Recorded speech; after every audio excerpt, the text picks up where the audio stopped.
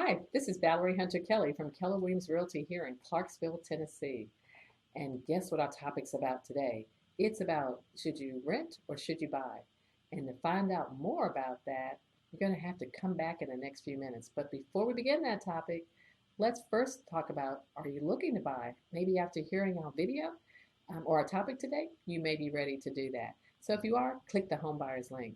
But again, if you're looking to PCS, or if you're looking to move up to that next home, then click the home sellers link. Now back to our topic.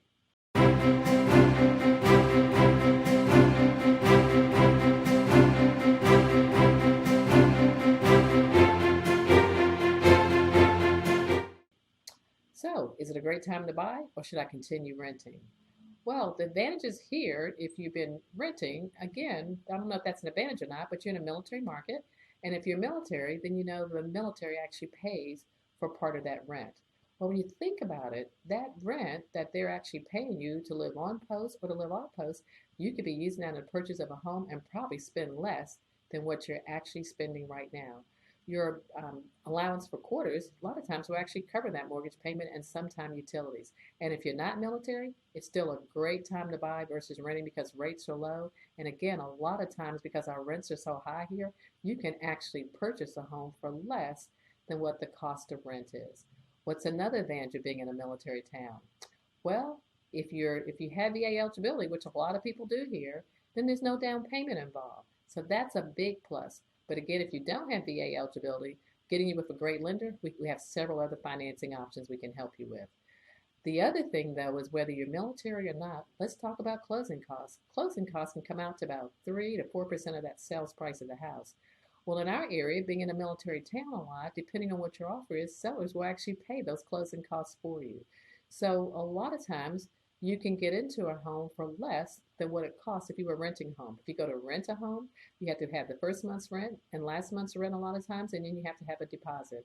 In our area, a lot of times, if you're, especially in a VA market, if you're VA eligible, there's no down payment. If the sellers are paying that closing cost, you actually get in with nothing. Just great credit is all you need.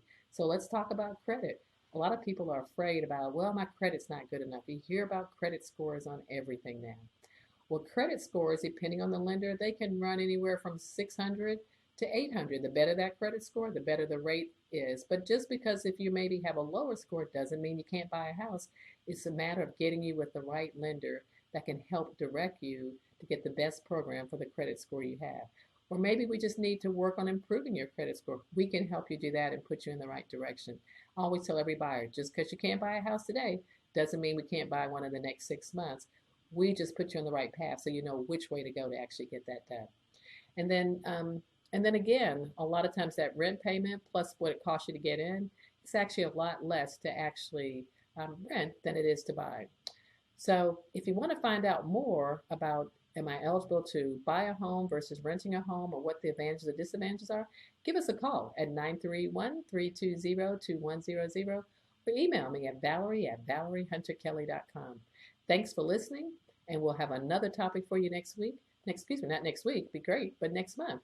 And then if there's something special that you would like us to talk about, again, just give us a call or email us, and we'd be glad to address any topics. Have a fantastic day.